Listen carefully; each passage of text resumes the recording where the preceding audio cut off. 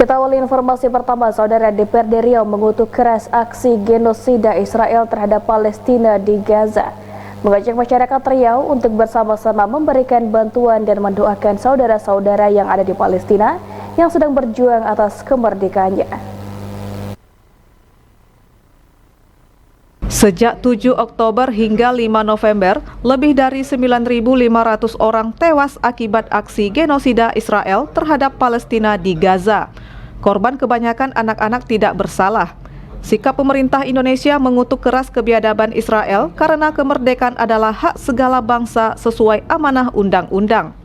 Ketua fraksi PKS DPRD Riau, Markarius Anwar, mengajak masyarakat Riau untuk bersama-sama memberikan bantuan dan mendoakan saudara-saudara yang ada di Palestina yang sedang berjuang atas kemerdekaannya. PKS sendiri melakukan sikap potong gaji anggota DPRD-nya. Dengan tahun-tahun sebelumnya, kita sebetulnya sudah diarahkan ada untuk kemanusiaan ya. Kita ada potong gaji nanti dan bulan ini sudah mulai. Dan dimulai dari DPRD di pusat, alhamdulillah. Dan kita sebagai wujud keprihatinan kita dan kita menolak genosida yang dilakukan oleh Israel terhadap Palestina. Dan kita mendorong pemerintah untuk mendukung kemerdekaan bangsa Palestina. Palestina merdeka ini merupakan harga mati ya kita. Dan alhamdulillah di paripurna yang lalu di DPRD Pak Sarul Edi juga sudah menyampaikan sebagai ketua kerjasama bilateral Parlemen Indonesia dengan Palestina.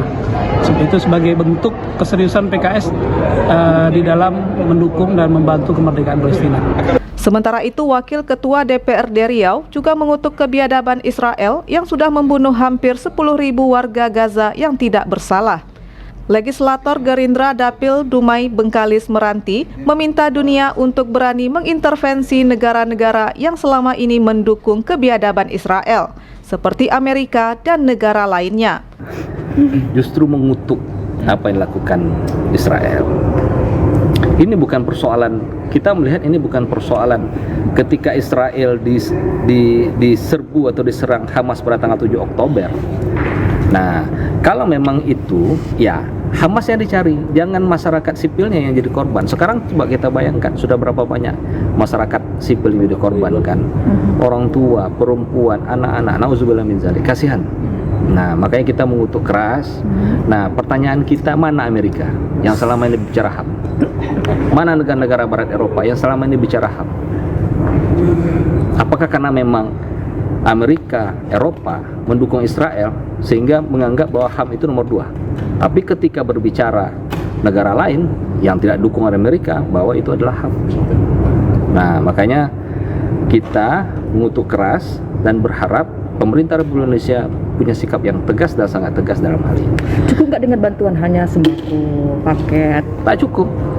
Hari ini sembako betul dibutuhkan, pakaian betul dibutuhkan. Tapi yang paling penting yang perlu kita lakukan adalah langkah-langkah konkret bahwa dunia itu mengintervensi Israel untuk berhenti menggempur jalur Gaza. Karena bukan Hamas yang menjadi korban, tapi masyarakat sipil. Nah, yang paling penting itu sekarang. Nanti setelah gempuran Israel itu selesai atau berhenti, baru bantuan. Hari ini apa guna kita kirim bantuan? Memang berguna ya.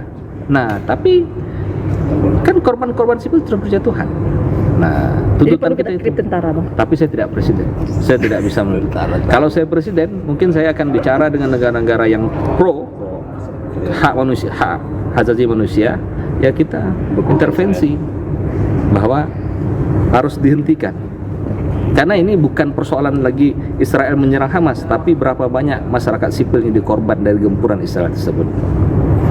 Nah, justru kita berpikir lain, genosida yang disebut orang hari ini, nah itu mungkin merupakan skenario Israel bagaimana membersihkan tepi barat supaya bisa diduduki. Bisa jadi kan?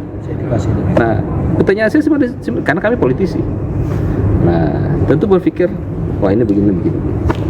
Ditegaskan pemerintah Indonesia mengutuk keras kebiadaban Israel karena kemerdekaan adalah hak segala bangsa sesuai amanah undang-undang. Tim Liputan Riau Televisi melaporkan.